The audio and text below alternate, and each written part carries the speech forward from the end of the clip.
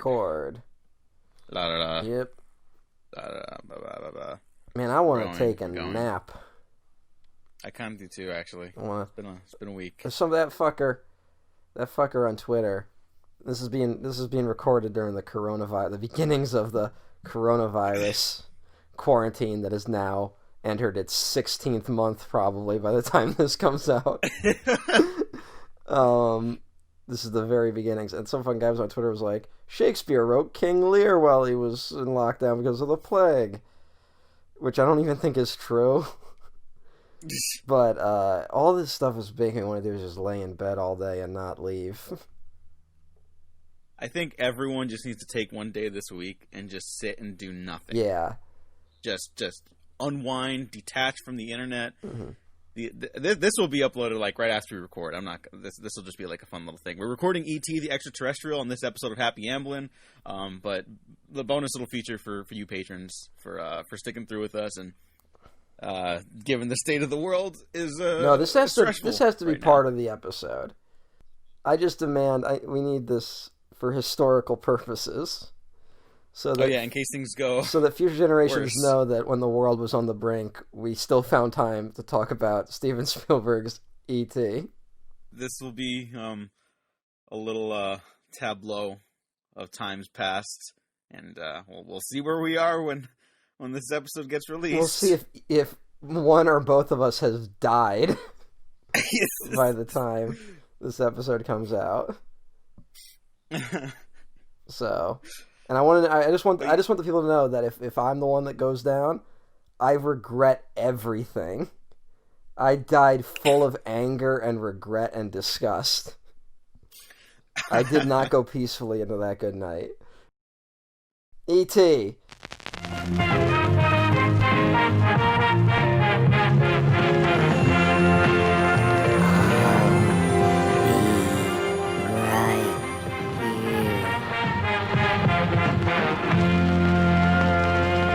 Welcome back to another episode of Happy Amblin'. I'm your host, Diego Crespo. With me today, as always, is Matt Garingo. Yep. We did a little opening already. That's okay. Yeah, I was taking a big swing of water.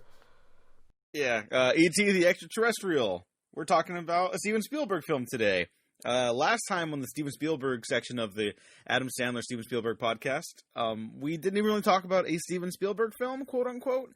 We kind of did, we kind of didn't with Poltergeist. I still very positive on that film, and might actually be good for some quarantine viewing if you're listening during that. Yeah. And E.T., this was a really smart double feature, I think, that Matt designed, because these were basically going to be the same film at some point with Night Skies. Yeah, we talked about that we talked heavily. A little bit about it. No, we talked about that in the Poltergeist episode, I think. Yeah. I just wanted to bring that up again because I really like just the history behind that. Yeah. And at one point, I think it's also important to note, this one I do forget if we brought up on the Poltergeist episode, but Steven Spielberg, because he was kind of getting like the short end of the stick critically a little bit from like the snobbier film critics at the time, where they're like, well, he's just doing other stuff people have done before.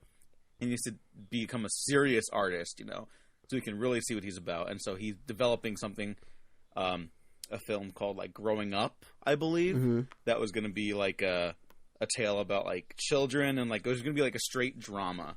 And then, of course that does not happen. And that becomes that also becomes part of like E.T.'s origins, where it's about kids growing up in I believe California, right? This takes place in California. Yes. Yeah. Okay. San Fernando Valley, yes. And it's a story about a young boy named Elliot, who's the middle child in his family, and his parents have gone through a divorce. We don't see the father ever. We only see the mother, and it was a big part of Spielberg's youth growing up because his parents were also separated, I believe, at one point. And it's a very personal film, obviously. It's E.T. You know what the fuck E.T. is. But I just want to highlight that the history was very cute and nice, and I think it's fun history to learn about. Interesting origin for E.T. It would be a damn shame if this film was the target of accusations of plagiarism by a foreign director. Oh, that's what you're talking about. Okay. Oh, okay. Yes.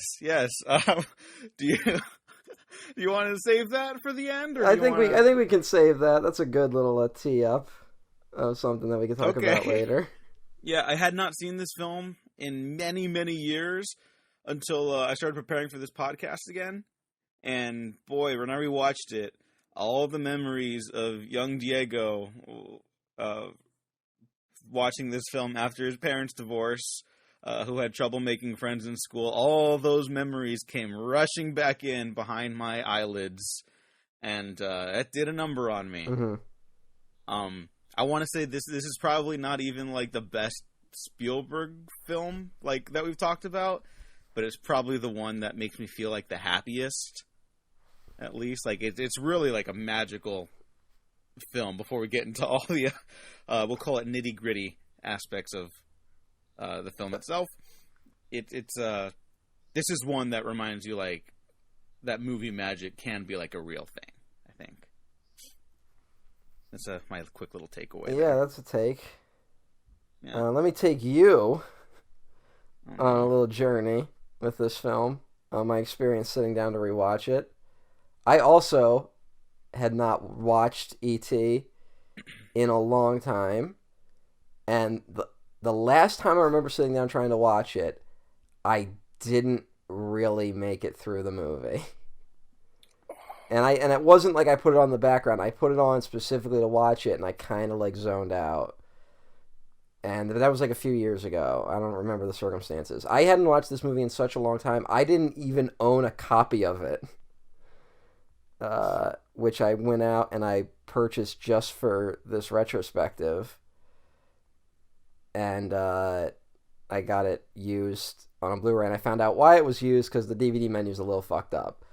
But not enough to like ruin anything. It's just kind of like annoying. But the movie plays fine. But yeah, I never owned it on DVD even. Was most I owned it as a VHS tape, and I do remember watching it a lot as a kid. And I also my parents divorced when I was young, but I gotta be honest, E.T. for whatever reason has never really held a special place in my heart as other films have, you know. Mm-hmm. People will talk about E.T. like it's like this seminal moment for them, and it never really has for me, even though it contains all the ingredients of a movie I like. And it's also a movie where it undeniably just works, you know? It's undeniably a great film when you watch it. But I honestly had a bit of trepidation to revisit it. Because I remember that one time I tried to sit down to watch it, and I didn't really get much out of it. And I was worried that would happen again. I didn't want to be like that guy who's like, yeah, I don't see what the big deal is, you know? You don't want to be that asshole when it comes to E.T. Yeah, if you're out there, Sean. Hey. I remember your Jaws episode. Oh, did okay. Sorry. I thought he maybe also shit-talked E.T., which would have been interesting. No, I just remember his Jaws take, which is, like, insane. Yeah, you know, but it's one of those things, I think it's also the thing of, like, E.T. has been imitated and parodied so much in my lifetime that it's, like, the images are just everywhere, and they've lost kind of their specialness that they might have had. And I honestly felt the same way with, like, Terminator 2, where Terminator 2 was a movie I watched a ton as a kid, and then I went to rewatch it a few years ago, and I was like, it's a good movie, I never need to watch it again. Oh, okay. And again, it's not, like, that's not coming from a place of, like, actually this movie's bullshit. It's just, like, whatever attracted me to Terminator 2 as a child, I just don't, it's, like, been, like, just crushed out of me, you know? Yeah. And it's just past its prime. So I was a little trepidatious to rewatch it. I sit down, and I want to say I'm watching it, and again, it's like, this is like one of Spielberg's best looking films. the score is perfect, the sound design's amazing. All these elements just come together and work in ways that are hard to like describe. And I'm just not vibing with it like the whole movie. And I'm just not really getting it. And I'm trying to figure out like what could I possibly say that no one else has said? And B, I'm trying to find like my own way into it. I'm even trying to like go like, well, what did I feel when I watched it as a kid? Because I even feel like whatever emotions I had as a child watching it, I do not have anymore. And I'm not saying that in like a negative way. You grow up at some point, and like certain emotions kind of fall away. You don't think about things. You don't feel the same way about stuff. You know, there was a point in my life when like the most important things in it were like Super Mario 64 and Dragon Ball Z. And that's something that just will never ever happen again. So I'm watching it, and I'm mostly just trying to get through it. We get to the end, the ending, the final act. E.T. dies, and I suddenly burst into tears. And I think I just sobbed for like the last like 15-20 minutes of the movie. And even having done that, I couldn't tell you why. It's honestly, I can't put my finger on why this movie works as well as it does. And I think it's like that's an impossible task. And I've read like other takes of it. I was trying to find like other angles. I wanted to do a whole thing where I really like delved into it, and I wanted to like read like really diverse opinions on it, and I had like all these books lined up at the library, and then this fucking Corona thing hit, and so then I was like all paranoid, so I'm not leaving the house, and now I'm definitely not leaving the house. And so that was when I messaged you. Like when I decided that like I'm not leaving the house for like the next few weeks, that's when I messaged you. It's like, you want to record ET finally?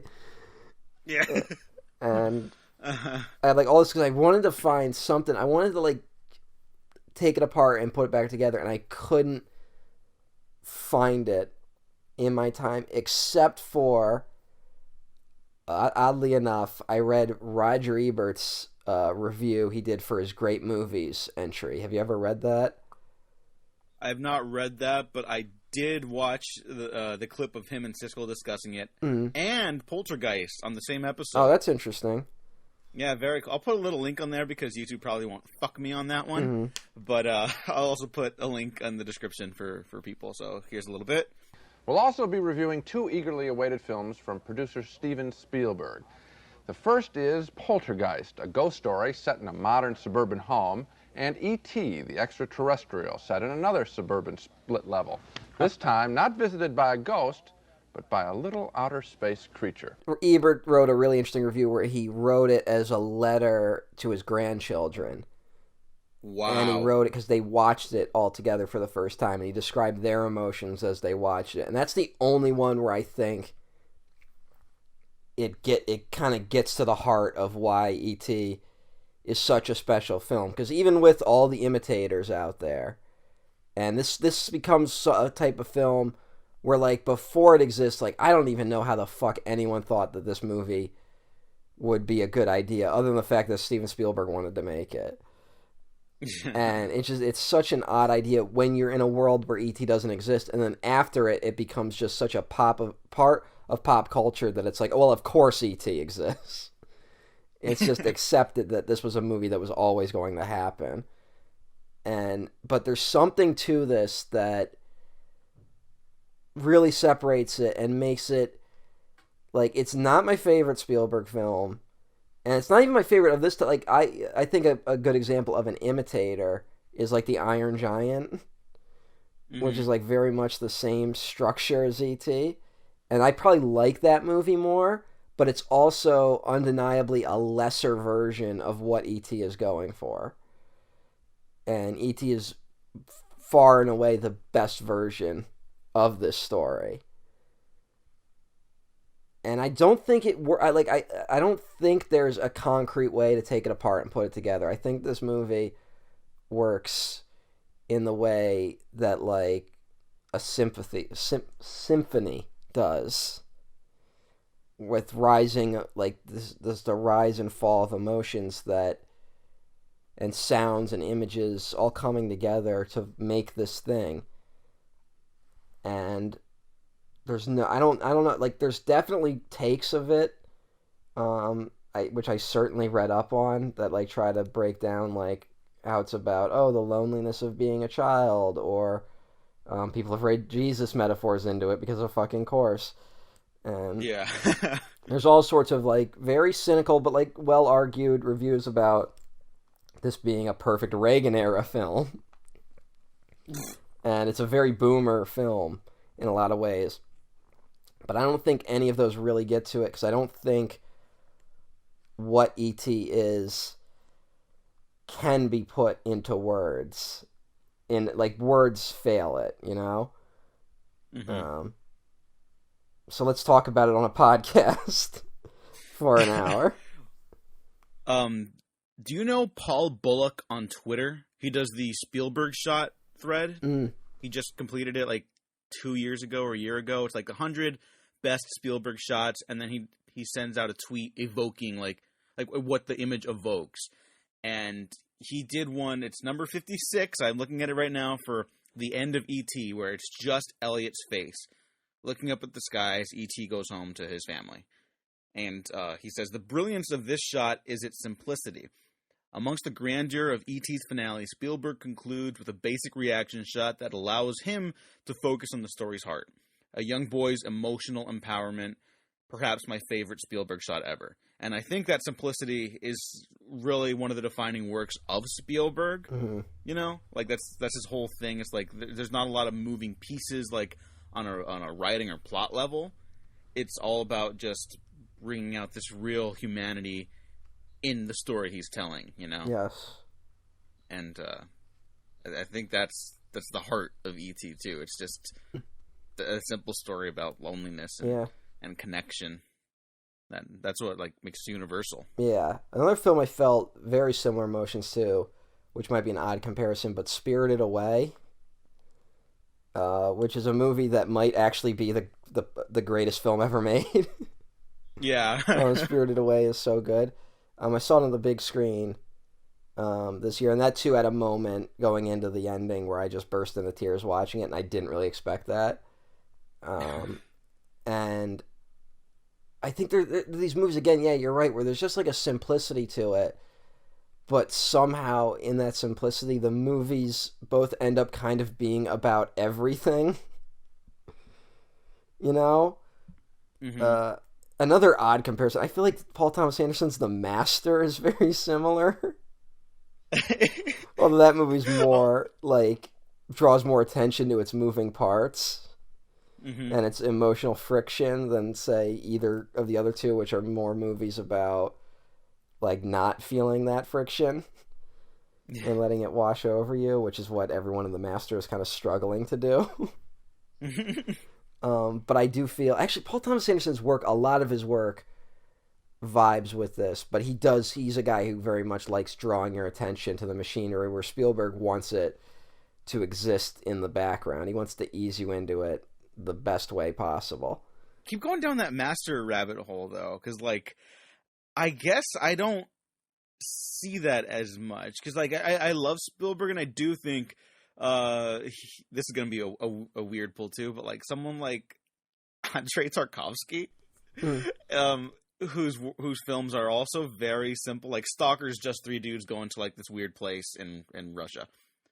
That's the premise of the film. That's what the whole film is about. They go there, they come back as different people, and but it's not like a complicated plot, and even the camera work's not complicated. Like there's this amazing shot that I'll share on Twitter, so it's not on the YouTube, so it doesn't get fucked.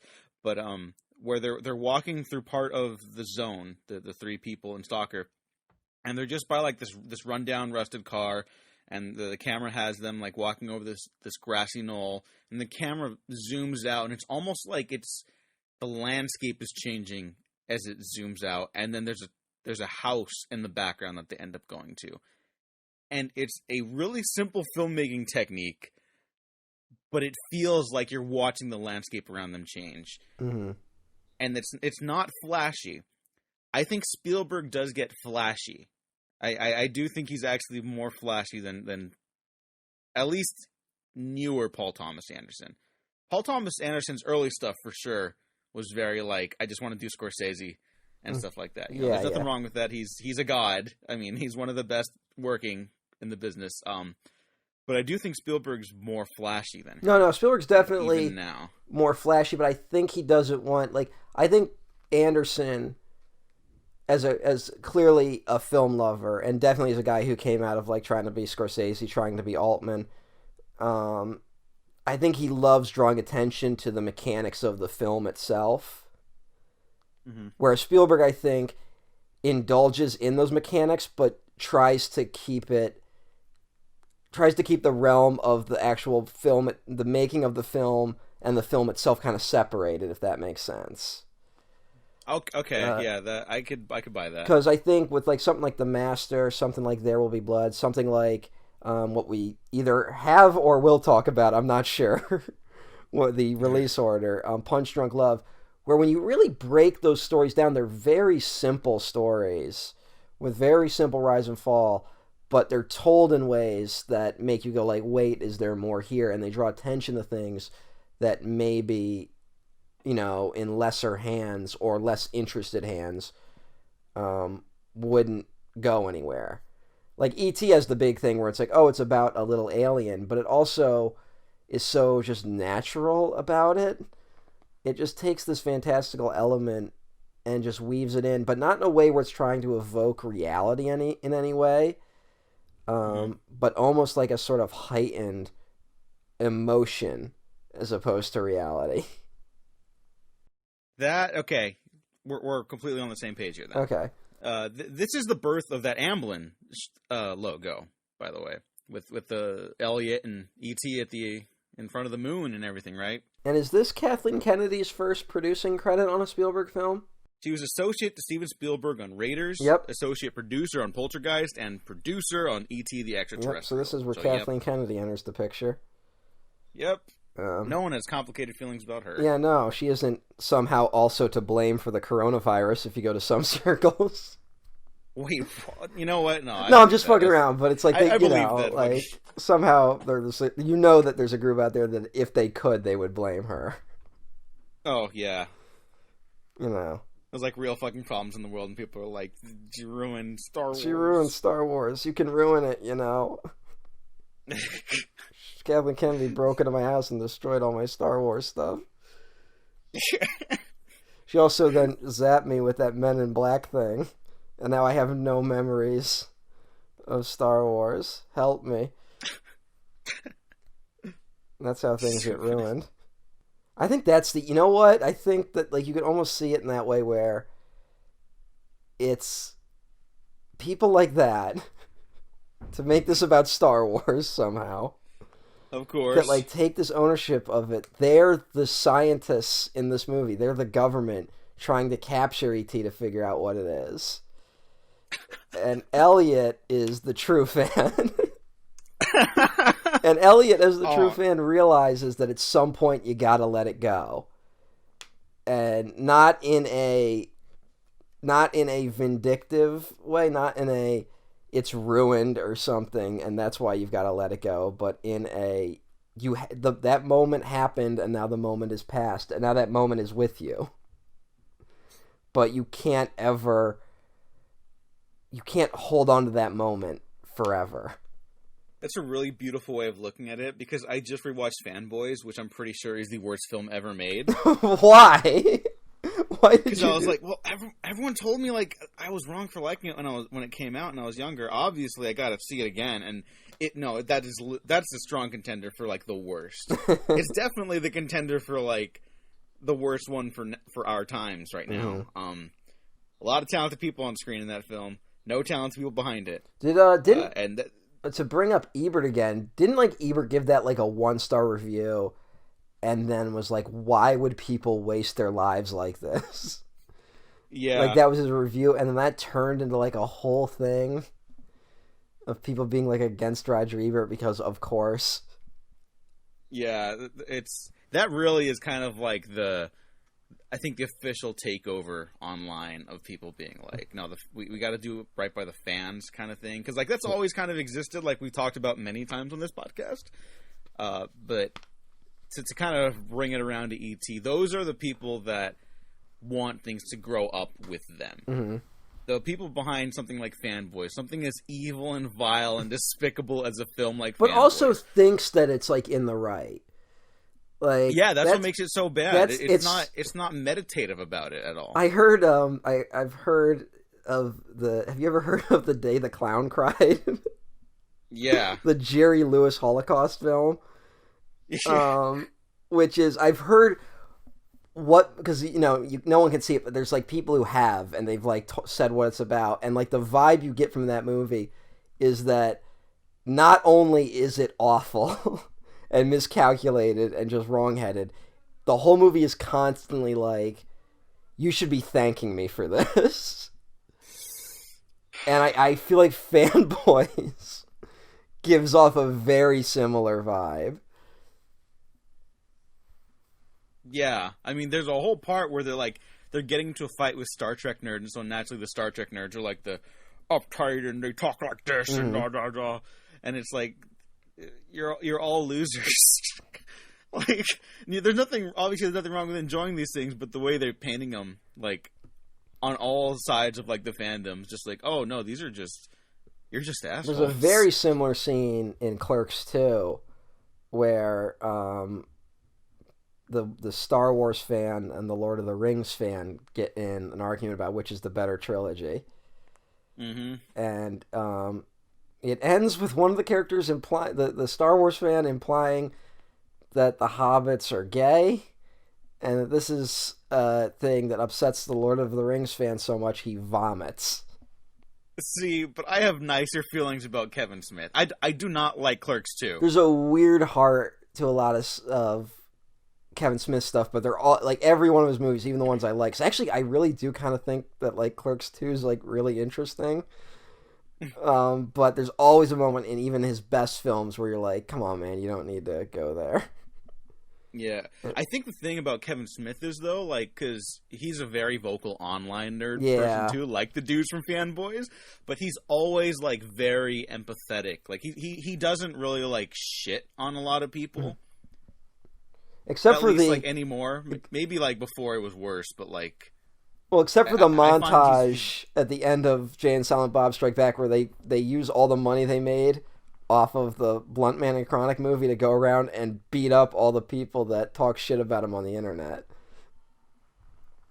Oh, that's funny. See, that's like ridiculous. Well, yeah, that's the thing. There's like it's like trying like a lot of Kevin Smith movies again, and I'm a defender of his. But a lot of them are always like kind of having their cake and eating it too, you know? Totally agree. And I actually do not like Kevin Smith movies. I just think he's like he seems like a decent dude. Yeah, Kevin Smith, it's one of those things where his movies came along at like the exact right age for me, which is like 13.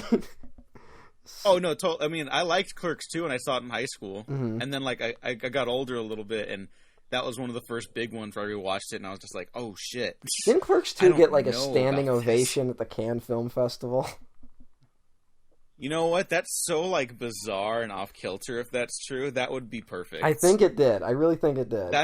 The crowd that booed Only God Forgives, like a standing ovation for Clerks 2. That's beautiful. I don't know. I think the French, they love Jerry Lewis. Who fucking knows? But remember how we found out? The French are so foreign. I can't remember what episode it was, but I think we found out live that Ernest Cline wrote Fanboys. I was gonna go. That's what inspired the rewatch. Yeah, I was gonna go find out. I also discovered that Kevin Spacey was a producer. This is the most evil film ever made. Yes, it kind of is. How the fuck does that happen? What? Oh my god. And of course, it was released by the Weinstein Company. It is just a nexus of vile bullshit. It's so weird. It's wow. Oh no. And the cultural relevancy of that film is like zero. No one remembers it. I think most people remember seeing a trailer for it on some DVD that was also released by the Weinstein Company. Like, I'm willing to bet that the only reason I know about it is because I own Clerks 2 on DVD, and there was probably a preview for Fanboys on it. Well, it was big in like internet subcultures because it was like, oh, they're making the movie for the fans kind of thing. That was kind of it. I don't think the premise is terrible. You know? It's I think that's a very funny idea about like trying to steal the rough cut of Phantom Menace before it comes out. It's just about a very specific time in nerd cultures, but you kind of need a very more, I don't know. That's it. You need to be willing to look at things like ethically and organically. You know, it can't just be like the fans need it because they've been supporting it for all this time. It needs to be like, well, this isn't really ours. There needs to be some discussion there, and the film is not interested in discussion. The film is interested in like crashing Star Trek conventions and celebrity cameos. Like Carrie Fisher's in it, God rest her soul, and the dude gets to say like, "You're my only hope" to her, and it's like, "I'll get it" because it's in Star Wars, and every cameo is exactly like that. Yeah, isn't Kevin Smith getting a blowjob in that or something?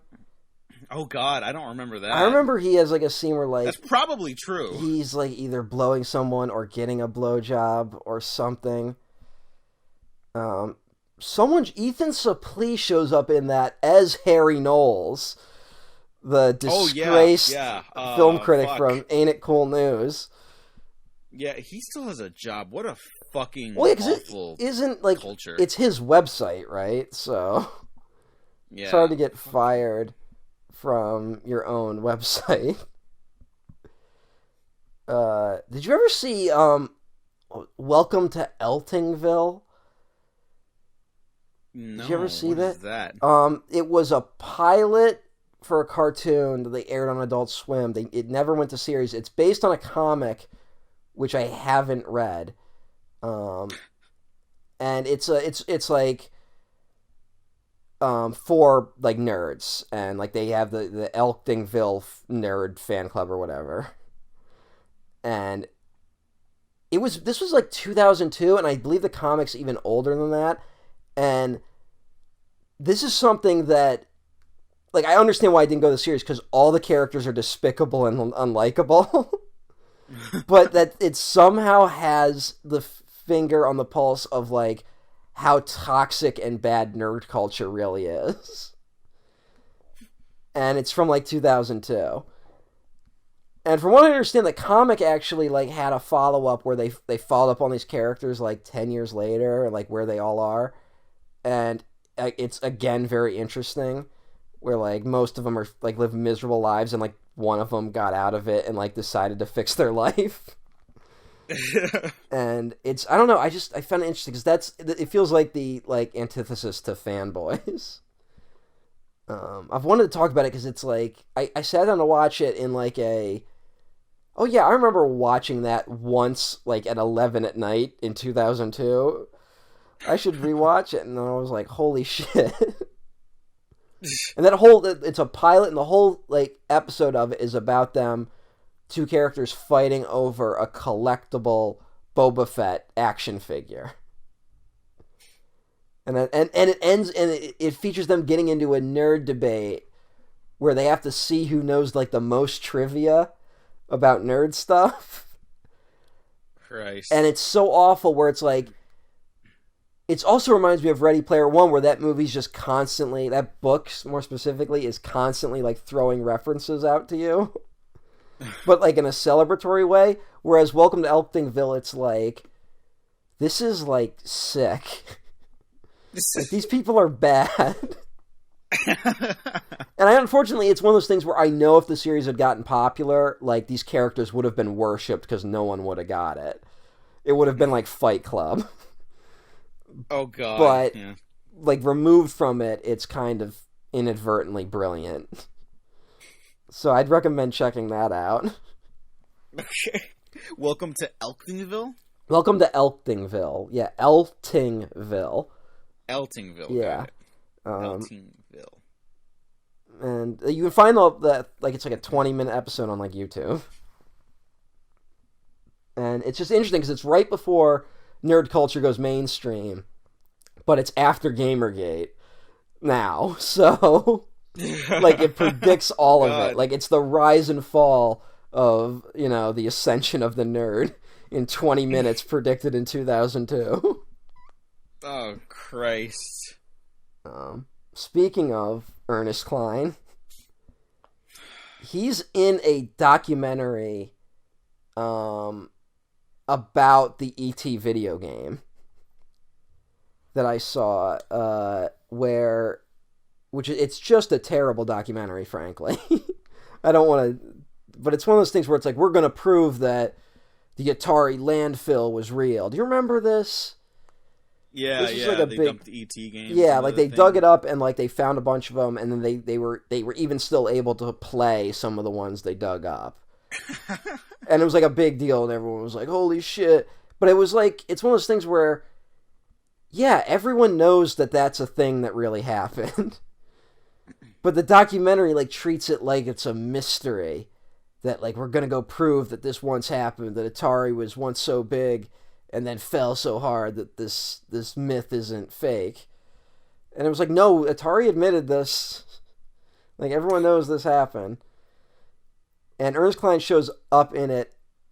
He's, like, hanging out with, like, George R.R. Martin. Oh, God, like, George, no! At, like, his, like, theater. I think George R.R. Martin is just being a very, very kind person. For a guy who writes those really, really strange books, he seems to be a deeply empathetic person. Oh, yeah. And he's just hanging out, and then, like, Ernest Cline, like, leaves to get in his DeLorean with, like, a stuffed, like, alien, like, figure, and then, like, drives to where the Atari landfill is. And I just, like, I've had that image, like, in my head forever. I think Ernest Cline is my enemy. I don't know. I don't know the guy, so I can't, like, I don't want to pick a fight with him. I'm going to pick a fight with him. Okay. I don't trust him. Yeah. I mean, it's one of those things where I don't want to be, like, because there's that thing where it's, like, the art you hate, the person must be equally bad. Oh, yeah, you're not wrong. I'm just... Because it's like... there's got to be something. But it's like, you know, Colin Trevorrow, who is my nemesis, basically. Like, yeah, and that's a guy who does not give a good interview. I mean, I don't think I've read an interview with him where he comes across as a good guy. But I also don't know him. He might be a fine person. I don't also need him to be, like, awful. And I just, you know... There's always that hope that maybe... The work of Ernest Cline is my enemy. Yeah. Have you ever read, if you haven't, don't, because I want to save it for the Ready Player One episode we record in 5 years. Have you ever read Nerd Porn by Ernest Cline, which is like, I can't remember if it's like a poem or an essay he did. Oh, it was that thing online, huh? I think. Do you know what I'm talking about? I know what you're talking about. I don't know it in detail, but I know what you're talking about. Yeah, I'm going to save that because I do want to get into the sexual politics of Ready Player One. Okay. And yeah, that's a very good thing to bring up then. But yeah, for the listener, if you want to lose all faith that we live in a just or sane society, go read that. Oh, boy. But yeah, Ernest Cline is I don't know. I don't know much about him. I just know his writing's bad. Yeah. Like, if anything, I actually do have very negative feelings about the director of Fanboys, Kyle Newman. Yeah. Because that dude was just like, he went on like a rant on the podcast about like how critics were bought off to give positive reviews about Last Jedi, and it's just like, no, dude, that's not. Can you imagine? You don't think critics are like starving to eat every day? Yeah. Can you imagine doing that? Like, You ever watch these people? Like, I don't even, like, every now and then I get that morbid curiosity to, like, click on, like, one of these bad faith argument videos, and I maybe watch, like, 30 seconds and then turn it off. But then, like, I just see, like, the screenshots of them, and, like, you kind of just want to be like, what are you doing? And I might do that exact thing about this podcast if I look back in 10 years. So, like, glass houses, I might want to be careful. But at least I'm trying to be positive. At least I'm trying to, like, enrich my life and others. I defended little Nicky, for God's sakes. Little Nicky is significantly better than Fanboys. There you go. That's insane. When I was watching Fanboys, I was like, Little Nicky's looking pretty good right now. Here's the real test. Is Going Overboard better than Fanboys? Yeah, because I could tell Going Overboard came from a place of just, like, not having the resources or like, not to be rude, but, like, even maybe the know-how of how to use those resources or whatever. It is not an evil film. It's just like, it didn't work at all. Yeah. Fanboys is the opposite of humanity. Mm-hmm. It is the opposite of empathy. It is the opposite of E.T. So to bring it back to there, and your point about how ultimately I think this is one of the through lines we have on these retrospectives, that we're looking back at these like kind of cultural touchstones or films and art that kind of like impact our lives in a positive way, and how sometimes we have to move on from them, and we don't always need them to be what they were when we first discovered them, or maybe sometimes like you mentioned with E.T., like it never really clicked for you, and then you watched it this last time and you discovered something new in its like to unearth from it, There's no formula for this, and it's not always important to hold on to the way that things are or have been. Well, I think there's this thing that happens when we all grow up, where at some point you realize, and this might be a little I don't know, I might be using the wrong words here, but you can't just consume anymore, Mm-hmm. And this might be a very, like, rich, like, Western point of view, because, other countries maybe don't have this problem. Maybe people on, like, a lower end of the class system maybe don't. But when you live a fairly comfortable middle-class existence for most of your life, you spend most of your childhood just consuming other things. And then at some point it's that realization that your consequences have actions. And it starts informing everything about your life. And I think there's a part of us that we violently react to that realization, Mm-hmm. Just think about, not even to bring it to more, but, like, think about all the people right now with the coronavirus who are, like, bragging about violating just basic suggestions and how to make things easier as a rejection that they should hold any responsibility over it. And Mm-hmm. I think that's a response to like realizing that how much of the world is out of your control, and B, realizing that you are only responsible for your actions, which is a very difficult thing to deal with. That like so much in your life is ultimately on you, and that's a very tough thing to shoulder. And I think that's what breeds kind of the dark side of everything. And I think that's why it's weird when you come back to something like E.T., where I think that's why maybe I had such a difficulty connecting to it, because I can't just let a movie in the way you let E.T. in when you're a child, Mm-hmm. You like now I have to have some guards up, even when I go in a movie, and like I talk about sometimes I go in and I deliberately lower my guards because I want to enjoy a movie. I'm doing that with basically every Sandler movie. Like, I go in being like, okay, I'm going to find a way to like this movie. Like, that's the challenge every time I watch them. Yeah, and I need to start adopting that a little bit, because I don't want to just keep being the guy who's a Debbie Down on them. I guess, Although I mean, have enjoyed most of our conversations on them. Take whatever angle you want. I'm just saying that's what I do. But even then, like, there are some guards you can't let down. You know? Even as much as you try, there's just some things where you're like, there is a hard line. And that usually, in Adam Sandler films, it tends to be a lot of the homophobia and transphobia. Which is, like, the one thing that, like, you just can't ignore. And I think there's something to that where we're seeing that more and more these days because we're realizing how much of our culture just turns a blind eye to so much, you know? Mm-hmm. And I mean, E.T. I think is a perfect example of that, where it's a movie, any movie set in the suburbs is inadvertently about a lot of American biases without the movie intending it. Almost like every case, the movie does not intend that. Maybe the exceptions, like David Lynch films. Yeah, well, someone who's like more cynical. Yeah, of course, David Lynch. But again, he's like even David Lynch is like reacting to kind of a cinema and a television style that's like very like Leave It to Beaver-ish, or like, hey, I mean, think of this movie. Really does kind of like, you can, you know, it's very easy to draw the line from this film to like Stranger Things.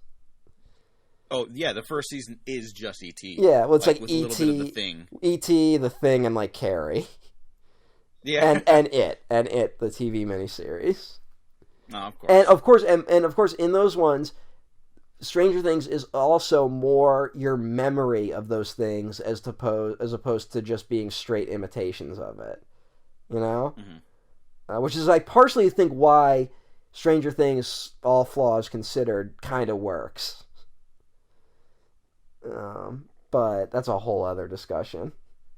Yeah. I didn't do a review of the third season on the thing. I should do that at some point. You should. Interesting watching Russian paranoia suddenly come back in a lot of our culture. Oh, yeah. Kind of the weak spot for me that season. Yeah. But what else? Yeah, it's hard to find an angle on Stranger Things that isn't like, I liked it, but... Yeah. Oh, yeah. Third season, maybe the most fun I've ever had watching the show. Also the most problematic. Yeah, I would say that. I contain multitudes.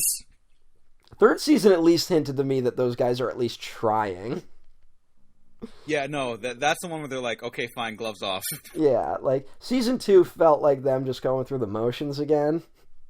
And then season 3 kind of felt like they want to like be better, but they don't totally know how. But it's like good faith effort. Like, thanks for at least trying. Yeah, the next one, if that's not like the last one, then they really need to start. Well, then they said really trying something. I think they said the next season's going to be the last one.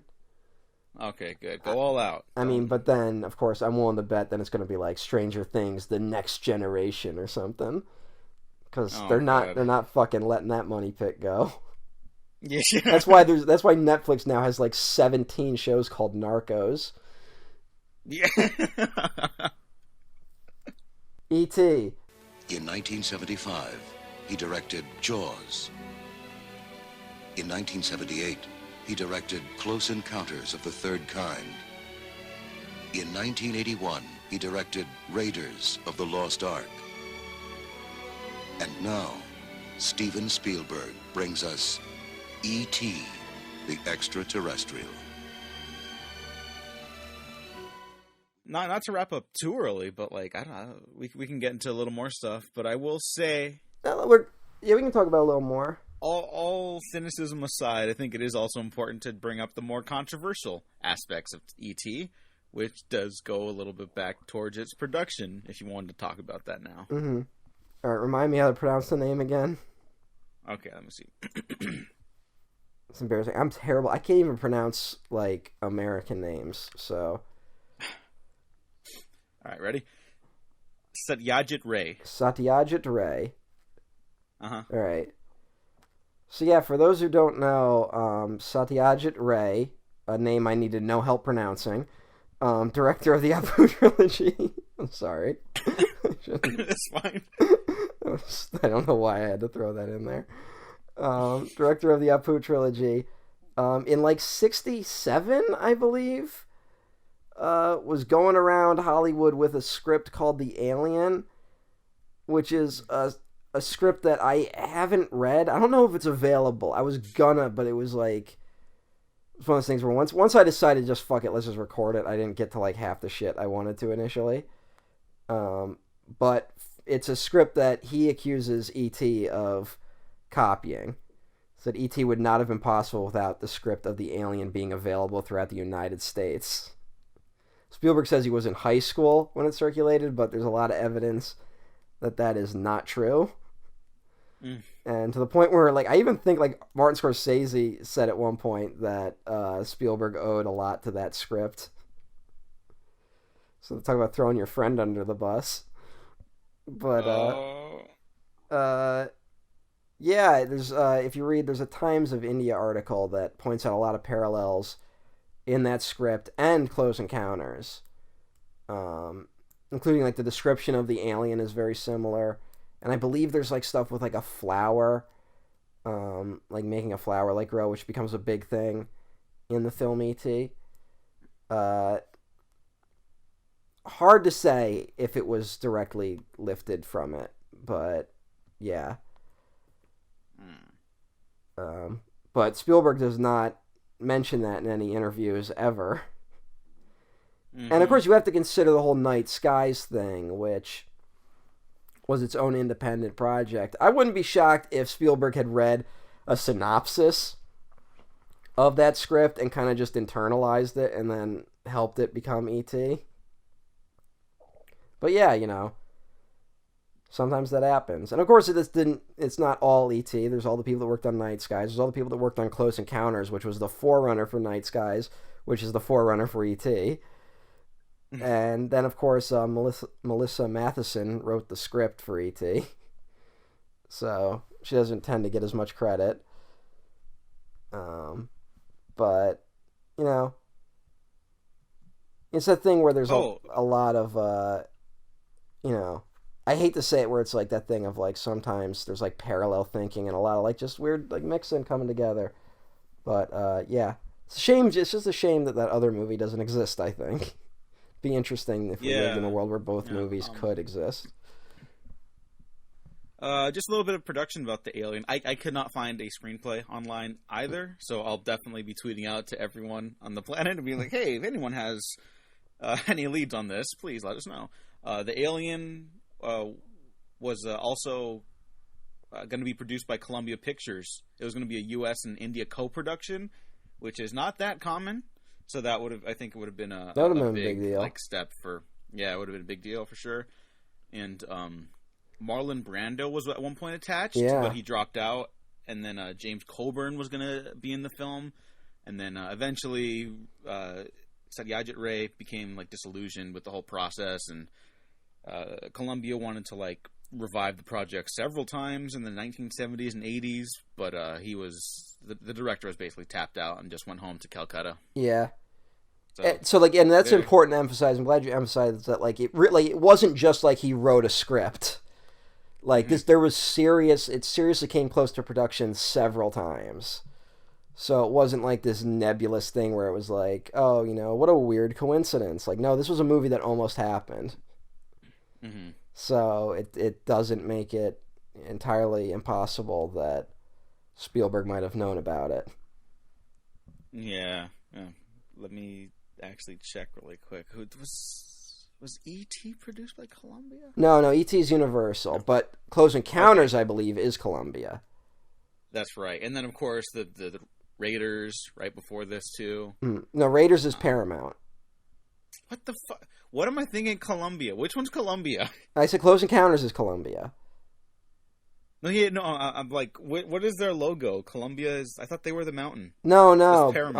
Columbia is the Statue of Liberty, kinda. Oh, that's right. But that's someone else. That's like the I can't remember because that figure is something else, but it looks like the Statue of Liberty. Well, it's Lady Liberty. Yeah, but it's like Torch Lady. There's another name for that. Torch Lady, according to Google. All right. Just kidding. That's just on a picture. I don't know. Okay. Yeah, sorry to totally just derail that, but that was really bugging me. I could not picture Columbia at all. Yeah, the alien. Some further history reading for anyone interested. I have not seen the Apu trilogy, and I feel like I'm not a real cinephile because I have not done that, but I believe Criterion has it, so I guess I'll have to check that out now that we're going to have a lot of free time on our hands. So, to bring it back down to earth for a second. Oh yeah, now if you want to catch up on all the Happy Amblin films. Yep, now's the time to do it. Columbia is the female personification of the United States. It was also a historic name applied to the Americas and to the New World. The association has given rise to the name of many persons, places, objects, institutions, and companies. For example, Columbia University, the District of Columbia, the ship, Columbia Redivia, the Columbia River, and as Columbia Pictures. Images of the Statue of Liberty, erected in 1886, largely displaced personified Columbia as the female symbol of the United States. I think I got that because isn't that the name of the floating city in BioShock Infinite? That's right. I think that's how I made the connection. Yeah, lots of BioShock talk lately on the timeline too. Yeah, well, we're in a very Fall of Rapture era. Yeah. This is the point right before all the people start turning into splicers. Oh god, if someone apparently the BioShock script is like finally like starting to leak out there. So if anyone has that too, yeah. I need the script for the Alien, I need the script for the BioShock movie. Thank you, listeners. I am Jeff Bezos and I am here to ask you a question. That's the thing. You know what the biggest problem with BioShock is, aside from all the other problems? Is that... Oh, are you a BioShock naysayer? No, here's the thing. I love BioShock, but like I do recognize its flaws. Okay, no, I mean I agree. There's got some, especially Infinite. Yeah, Infinite's got like even more, and it's like but I think all of them, even Infinite, are like if you just changed a few things, this could be really good. Yeah, I mean, what stinks Infinite is by the end, it's like, oh, both sides are which bad. Is such a miscalculated thing. Mm-hmm. Yeah, that breaks that game. It like so snaps it, and then it's also like it has nothing to do with what they're telling. Like, yeah. So, like everything else, for the most part, I think Infinite is like a great game. BioShock, I think, still a great game. Yeah. Like, and then you start diving in a little deeper. I want to revisit. Got some stuff to work out. I want to revisit BioShock 2 because I haven't played that in forever. And I want to see, because I remember not liking that game when I played it. Yeah, and there's a lot of like that one's gotten quite the revival online lately. Yeah, I just remember. I'm interested in checking that out too. I just remember thinking the villain of that one wasn't super interesting. But the problem with BioShock, aside from all the others, is that there are no self-made millionaire billionaires that are as interesting as Andrew Ryan. They're all like boring ass motherfuckers. Or just like evil in like all the like most cruel but like banal ways possible. So it's not even like cool to like see them go down. They're just a bunch of dorks who don't even realize that they're fucking like fascists. Might be a little cathartic to kill one of them in BioShock, though. Yeah, you know. Oh, yeah. I mean, even though it's not really your decision, whatever. Yeah, but you can always watch that clip of the, golf club to the face. Yeah. That's a cool moment. Mm-hmm. It was full of cool moments. I just wish it, worked a little better. I can't wait, though, until we get when they finally decide to do another BioShock, and then the people who make it are gonna have to come out and be like, "Don't worry, it's an apolitical game." Oh my god, that's gonna be so funny! And I've heard that dude talk, Ken Levine. Mm-hmm. I think he would say that. Yeah, but he's not. He won't be involved. He sold the company. Oh, okay. But so they're definitely doing that then. Yeah, but it's he was at least he was one of those guys where he's like, I don't agree with objectivism, but I'm kind of a libertarian. I remember him saying that at one point. And, but it's like, it's that thing where for maybe not working, I think one of the best things BioShock did was that it just made political subtext straight up text. Mm-hmm. So just so we could like kind of open the floodgates to be like, no, politics are totally welcome in the discussion of video games. Yeah. It's just going to be funny when the franchise that basically did that is going to release an installment that is going to be advertised as being apolitical. So, and there's always people, it's like that idiot online who's like, I bet you think RoboCop's political. That fucking moron. Yeah. So, we live in interesting times. None of that has to do with E.T., though. No, but I feel like we got there, considering how usually this goes. I just feel like got there pretty naturally. The unfortunate vibe I got from this was that I felt like Ronald Reagan would love E.T. That's like the unfortunate thing.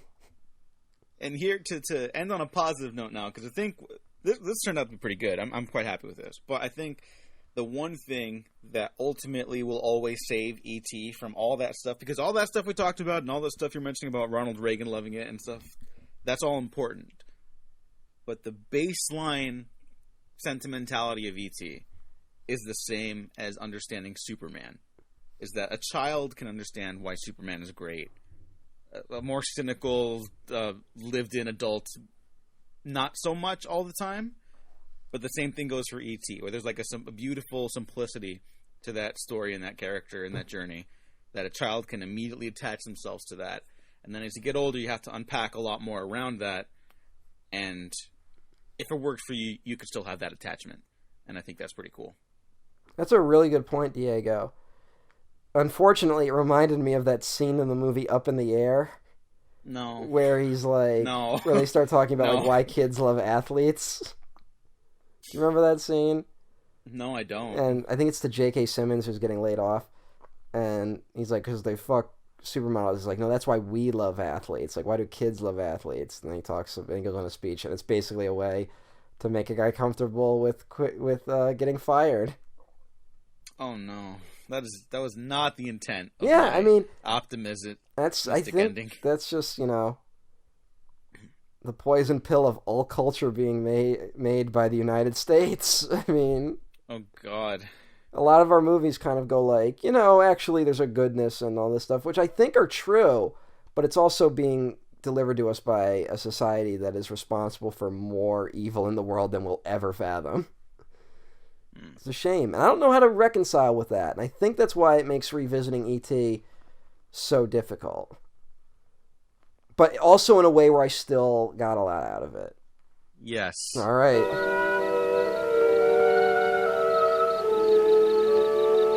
He is afraid. He is totally alone. He is 3 million light years from home.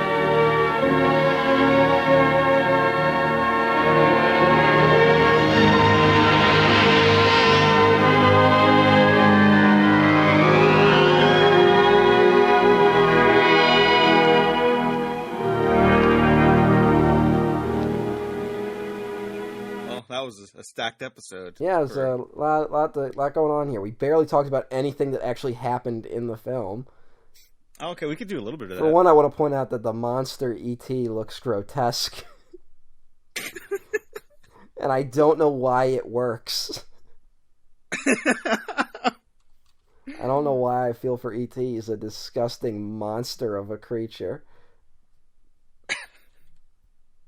Oh, wait, hang on. I have to see. I once ran a poll. Okay. Do you think E.T. and Jabba the Hutt would feel similar if you touched them? Ooh, that's not something I would like to think about. That's not... Well, my favorite response to that question was that, this is from Will at Silent Dawn LB on Twitter.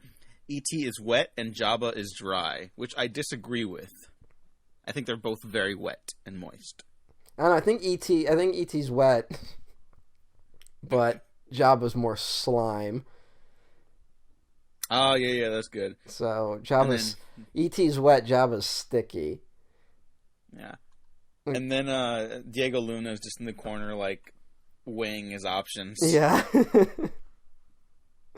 Oh, no. That's another weird thing about this movie, is that there's an odd, like, deliberate, like, off-putting vibe you get from E.T. that somehow makes him more... I don't know. This movie does some fucking tightrope walk that I can't wrap my head around. I really don't know how this movie works. And it's one of those things where it's like, does it really just work because it's so innocent? We're like, that might be the answer, but it's like, you kind of be like, no, it's got to be something more than that. It's like, you want something that stirs such big emotions to be equally as big, and then it's like, no, maybe it just did all the things right. In like really subtle ways that you don't notice. Yeah, maybe it is that simple. And maybe that's it for this episode, Matt. Yep. Yeah, good film. Would recommend it. Although I guess we got to point out that E.T. famously did not win Best Picture at the Oscars. Oh, what won that year? 82, right? Gandhi. Oh. And Richard Attenborough, the director of Gandhi, said, I was certain that not only E.T. would win, but that it should win. It was inventive, powerful, and wonderful. I make more mundane movies. Wow. That's a statement. Yeah, which might be the reason why Richard Attenborough is in Jurassic Park.